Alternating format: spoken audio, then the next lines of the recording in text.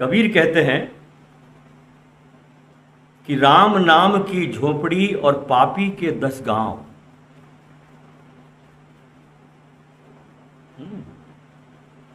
राम नाम की झोपड़ी और पापी के 10 गांव, आग लगे उस गांव को जहां नहीं राम को नाम।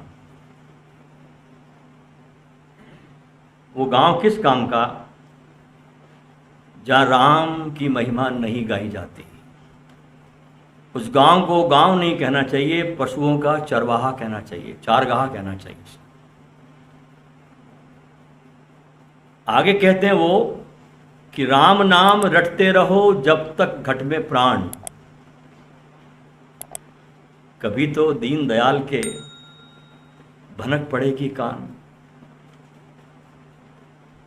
5 तत्व का बना रे पिंजरा, जहां में बोले मेरी मैना। गजब की मैना है भीतर। 5 तत्व का बना रे पिंजरा, जहां में बोले मेरी मैना।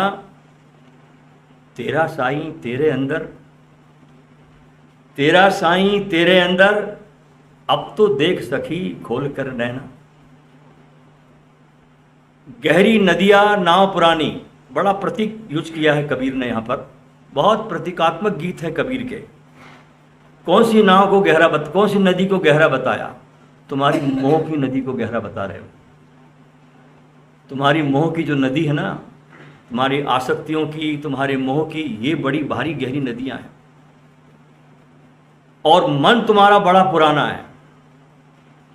तो कहते हैं गहरी नदियां, और मन तुम्हारा बड़ा पुराना कमजोर है। तो क्या कहते हैं? केवटिया से मिले रहना। केवटिया कौन? सदगुरु, जो तुम्हारी नाव को खेने वाला है। तुमको सारे तूफानों से, तुमको सारे डूबने से जो बचाने वाला है उस नदी में, उस मोह के नदी में से, वो सदगुरु को बोल रहे हैं। केवटिया से मिले रहना तो तुम सुरक्षित हो। कहत कबीर सुनो भाई साधो। अब देखिए, कबीर के सारे जो वक्तव्य है ना, वो ऑर्डिनरी आदमी से बोले गए नहीं है। हर पंक्ति में आता है सुनो भाई साधो।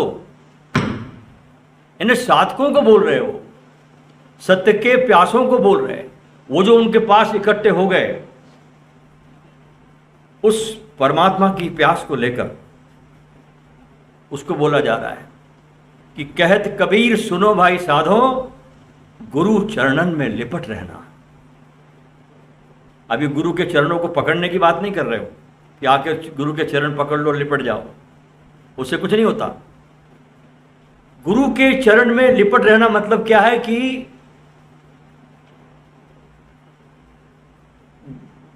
नम्रता में रहना, उस भाव दशा में रहना, उस झुकी हुई अवस्था में रहना। जैसे कोई वृक्ष फलों से भर गया और कैसे झुक जाता है, ऐसी भाव दशा में रहना। इसको कहते हैं गुरु के चरणों में लिपट के रहना। गुरु पूर्णिमा का ये पर्व बहुत बहुत बहुत रहस्यों से भरा है। इतना रहस्य इस गुरु पूर्णिमा के पीछे कि इसकी जितनी भी व्याख्या करेंगे, प्याज दर प्याज जैसे परत खुलती है, ऐसे इसके रहस्यों के पर्दे खुलते चले जाते हैं। देखिए, मनुष्य का शरीर 5 तत्वों से बना है। धूप, मिट्टी, हवा, आकाश, पानी। ये 5 तत्व। अच्छा, ये धरती का भी जो पूरा ग्रह जहां हम बैठे हैं, ये धरती का जो पूरा ग्रह है, ये भी इन 5 तत्वों से बना है। दोनों में जो रॉ मटेरियल है, हम में और धरती में, वो एक जैसा है। तो जैसे हमारा शरीर है, ठीक ऐसा ही शरीर हमारी मदर अर्थ का भी है, यानी धरती का है। अच्छा, पृथ्वी के संचालन में ये जो पृथ्वी की एक्टिविटीज है, पृथ्वी की जो जीवंतता है, हमारी जो जीवंतता है, सबसे ज्यादा प्रभाव किस चीज का पड़ता है इसके संचालन में? सूर्य का। अगर सूरज नहीं है तो न तो हमारा यह शरीर होगा, और न ये पृथ्वी होगी, कुछ होगा ही नहीं। जब सूर्य का प्रभाव पड़ता है धरती पर, तो क्या पृथ्वी का प्रभाव हम पर नहीं पड़ेगा? क्योंकि हम भी तो उसी मिट्टी से बने, रॉ मटेरियल हमारा वही है जो पृथ्वी का है। जब सूर्य का प्रभाव पृथ्वी पर पड़ता है तो क्या उसका प्रभाव हम पर नहीं पड़ेगा? धरती पर देखो कितने सारे परिवर्तन नजर आते हैं हमको। दिन था तो रात हो जाती है, गर्मी आ जाती है, सर्दी आ जाती है, बरसात आ जाती है, बसंत आ जाता है। ये सारे परिवर्तन हमें बहुत आसानी से बाहर है इसलिए दिखाई पड़ जाते हैं। हम देख लेते हैं इन परिवर्तनों को कि अब गर्मी आ गई, अब बरसात आ गई, अब शीतकाल आएगा, बसंत ऋतु आएगी, मतलब ये सब देख पाते हैं कि बाहर ही है और बहुत आसानी से दिखाई पड़ जाते हैं। लेकिन ठीक इसी प्रकार हमारे भीतर भी बदलाहट होती है, क्योंकि धरती पे जब परिवर्तन आ रहा तो हम में क्यों नहीं आएगा? रॉ मटेरियल वही है ना। ठीक इसी प्रकार हम में भी बदलाहट होती है, लेकिन वो हमको नजर नहीं आती। क्यों? क्योंकि हमने कभी साधना के द्वारा होने वाले इस परिवर्तन का रास्ता अभी तक खोला ही नहीं है। ये जो हमारे भीतर परिवर्तन आते हैं, जो धरती पे आ रहे हैं, उसका रास्ता कभी हमने खोला ही नहीं, और परिवर्तन हमारे भीतर निश्चित आते हैं। तो आज हम जानेंगे इस गुरु पूर्णिमा के पावन अवसर पर कि धरती पर होने वाले समस्त परिवर्तन का हमारे अस्तित्व पर कैसे और क्या प्रभाव पड़ता है।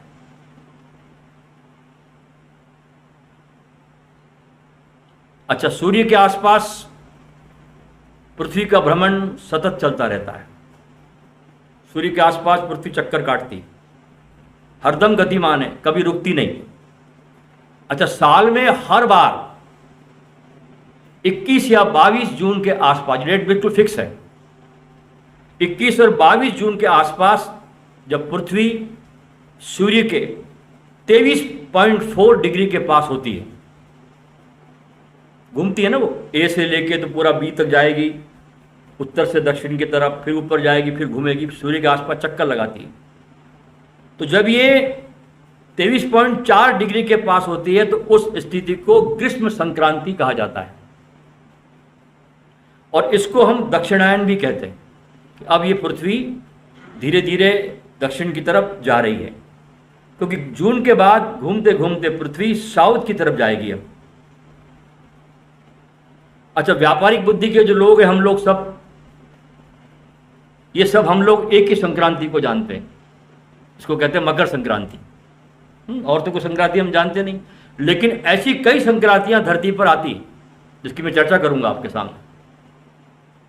अब साउथ की तरफ धरती जाएगी,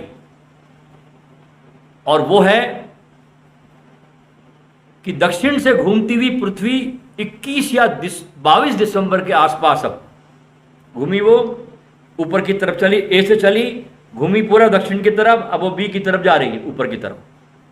तो 21 और 22 दिसंबर के आसपास जब सूर्य की परिक्रमा कर रही होती है तो इसे शीत यानी सर्दियों की संक्रांति कहा जाता है,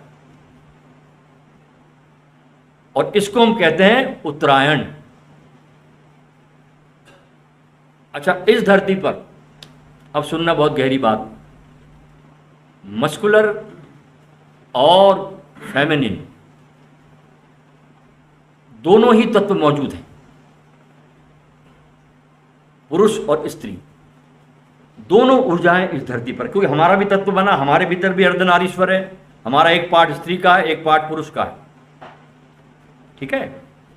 तो धरती पर भी फेमिनिन और मस्कुलर दोनों ऊर्जाएं हैं, और ये दोनों ऊर्जाएं धरती पर एक साथ काम करती हैं। दोनों के मिलन से ही सृजन होता है, धरती पर भी और हमारे भीतर भी। लेकिन ये जो पृथ्वी का भ्रमण होता रहता है तो कहीं इसका नेचर ज्यादा स्थिर हो जाता है, धरती पर घूमते घूमते किसी एक ऐसी जगह पे आ जाती है जब धरती का स्वभाव जो है ना वो बहुत ज्यादा स्थिर चित्त से भर जाता है, और कहीं पर यह धरती का जो नेचर है पुरुष का ज्यादा हो जाता है। ये जानकर आपको आश्चर्य होगा कि 21 और 22 जून से 21 दिसंबर भ्रमण के बीच ये पृथ्वी बहुत रिसेप्टिव हो जाती है। कब से कब तक? जून से लेकर दिसंबर तक इस धरती की रिसेप्टिविटी बहुत अनंत गुना बढ़ जाती है। इसलिए भारत में इस समय को साधना काल कहा गया है। ये हमारे जो ऋषि मुनि थे बड़े भारी वैज्ञानिक थे साहब। इस समय को भारत में साधना काल कहा जाता है। ये पृथ्वी जब ए और बीच के बीच जा रही है, तो ये 6 महीने में तुम जो भी साधना करोगे अब जून से दिसंबर के बीच में, तो उस साधना काल में तुम जो भी अच्छा करोगे वो और ज्यादा अच्छा हो जाएगा इन दिनों में। और अगर तुमने बुरा किया इस पीरियड में तो वो अनंत गुना बुरा हो जाएगा। और इन 6 महीनों में जो विशेष रूप से पहले के जो 4 महीने हैं वो बहुत विशेष होते हैं।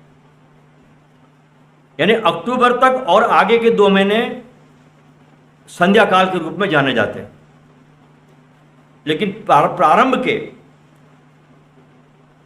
जुलाई से लेकर अक्टूबर तक पृथ्वी की इतनी ज्यादा रिसेप्टिविटी बढ़ जाती है कि जितने भी बीज आप देखते होंगे इस काल में धरती में डाले जाएंगे वे बहुत जल्दी अंकुरित हो जाते हैं। अभी खेती का टाइम आया ना, देखिए आप बीज डालेगा अंकुरित हो जाएगा, क्योंकि रिसेप्टिविटी बढ़ गई धरती की इस समय, और आपकी भी बढ़ गई है, ध्यान रखना। वे बहुत जल्दी अंकुरित होंगे क्योंकि इस काल में, इस 4 महीने में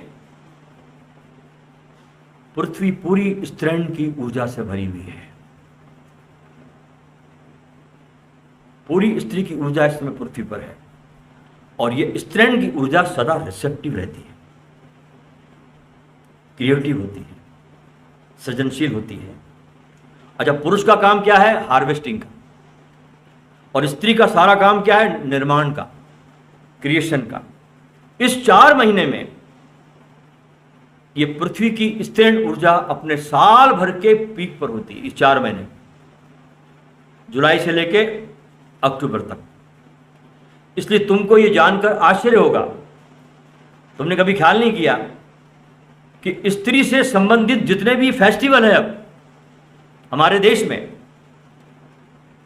जो स्त्री से कनेक्टेड फेस्टिवल है और जो उत्सव है हमारे देश में, वो सब इन्हीं महीनों में आते हैं। है ना कमाल की बात? कभी आपने ख्याल नहीं किया होगा इस बात पर। वे सारे कनेक्शन जो स्त्री के साथ हैं वो सारे फेस्टिवल हमारे इन्हीं महीनों में आते हैं। जैसे कि सावन की तीज आई, नवरात्रि आई, रक्षाबंधन आया, करवा चौथ आई, ये सब स्त्री कनेक्टेड थे हमारे सब। दीपावली आई, जितने भी उत्सव आएंगे सब स्त्री से संबंधित है। यहां तक कि ध्यान रखना कि दीपावली भी जो है ना वो देवी काली से संबंधित रखता है। इन महीनों में पूरी पृथ्वी की ऊर्जा बहुत ऊंचाई पर है,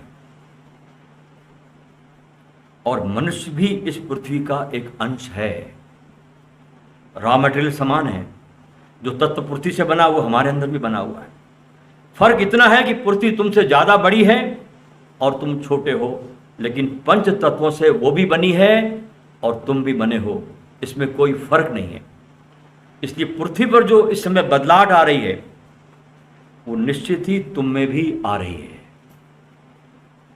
क्योंकि तुम बेहोश हो, तुम होश में नहीं हो, तुम संवेदनशील नहीं हो, इसलिए तुमको तुम्हारे भीतर आते हुए वो परिवर्तन दिखाई नहीं पड़ते।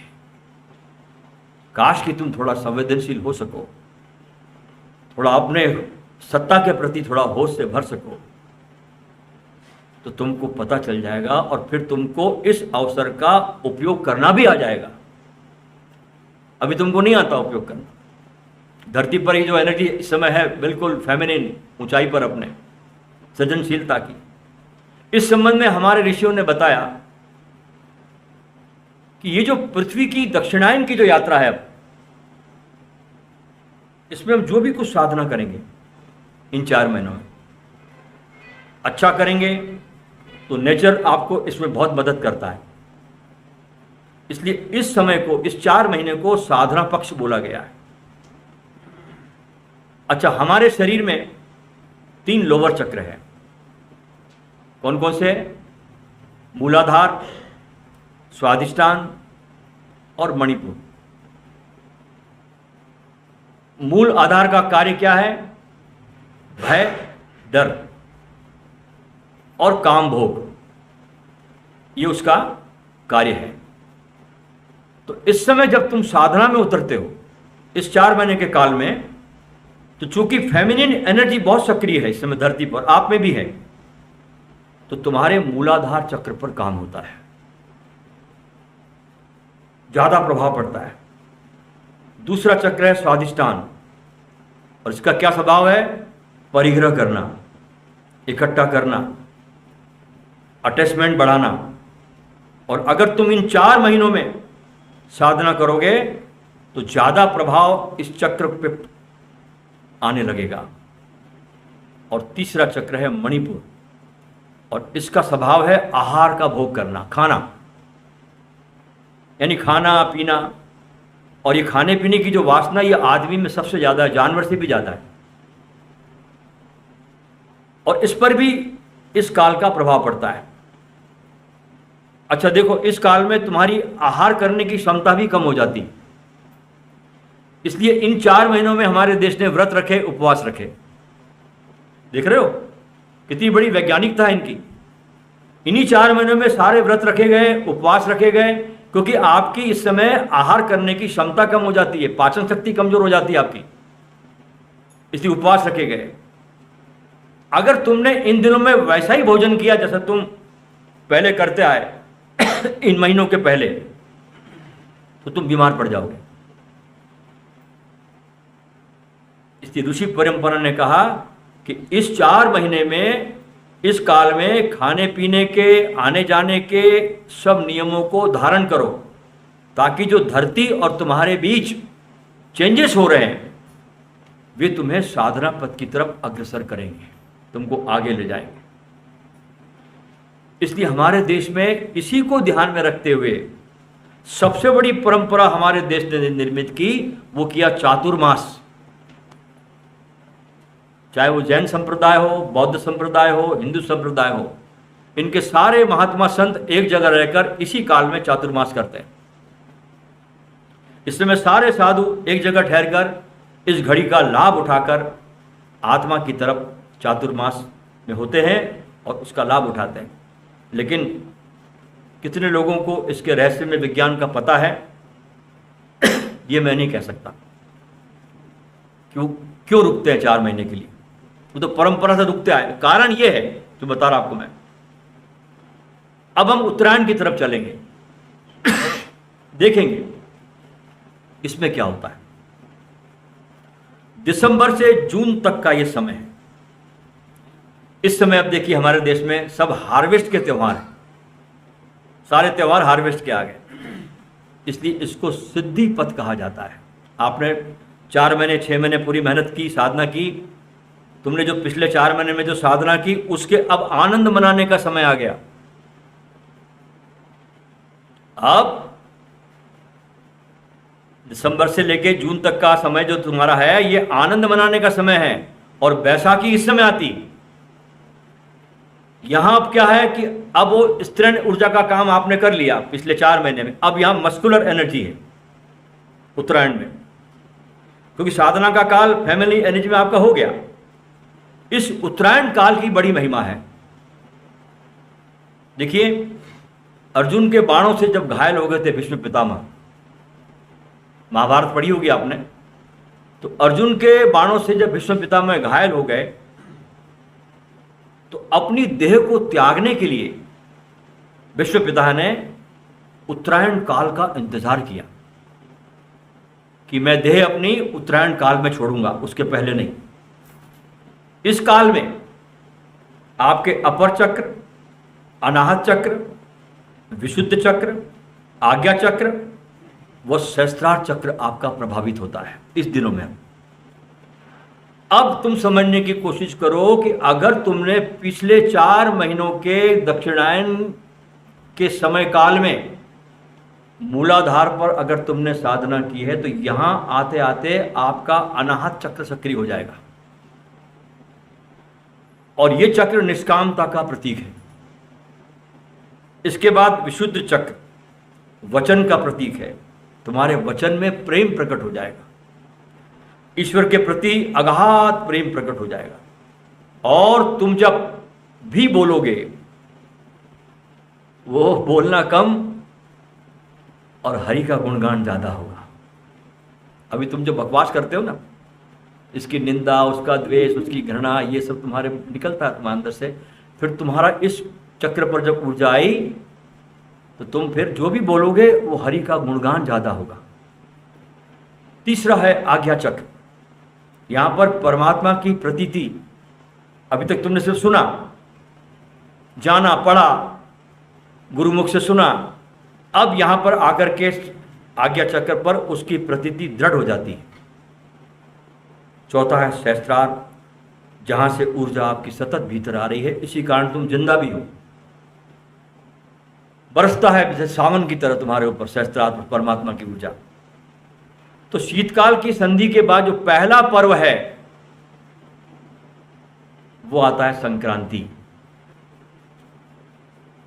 लेकिन अध्यात्म की अगर बात माने आप, मेरी बातों को अगर आपने समझा अभी तक जो मैं बोल चुका हूं अब तक के, तो इस संक्रांति का महत्व तभी है जब तुमने अपने साधना काल में इन पिछले महीनों में कुछ बोया हो, कुछ बीज डाले हो, तो इस संक्रांति का महत्व है। अगर तुमने सब इन दिनों में बुरा बोया है तो तुम काटोगे क्या? बुराई की फसल काटोगे ना, और क्या काटोगे? तो बोया तुमने वही है। इसके बाद जो पर्व आता है वो है गुरु पूर्णिमा। सब पृथ्वी की यात्रा करके अब जो महानतम पर्व आया वो आया गुरु पूर्णिमा।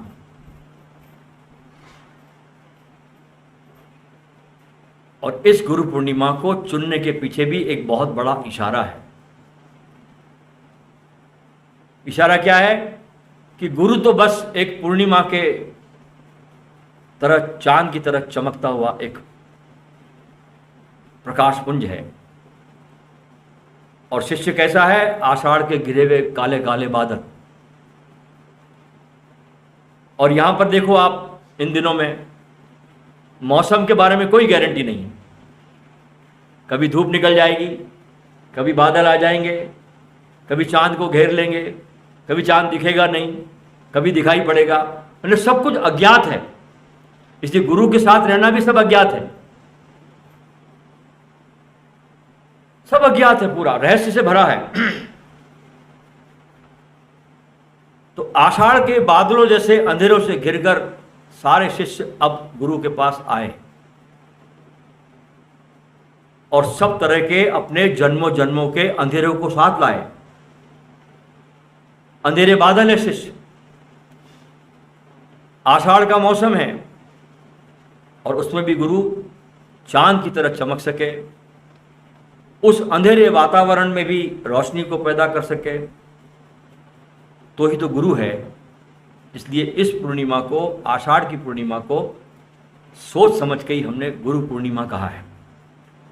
अच्छा, जैसे चांद गुजरता है पूरा 15 दिन अमावस्या से, अंधेरे से गुजरता है चांद, वैसे ही गुरु भी कभी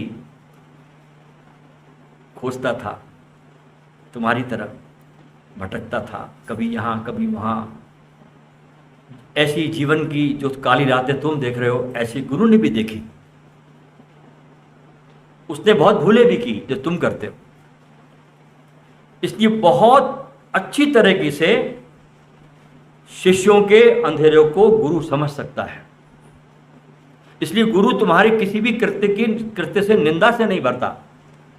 तुम कितने भी गुरु के साथ छल कपट करो, उनकी निंदा करो, उनके विरोध में हो जाओ, लेकिन गुरु का प्रेम तुम्हारे प्रति कभी कम नहीं होगा, क्योंकि वो उसी रास्तों से आया जहां तुम चल रहे हो इस समय।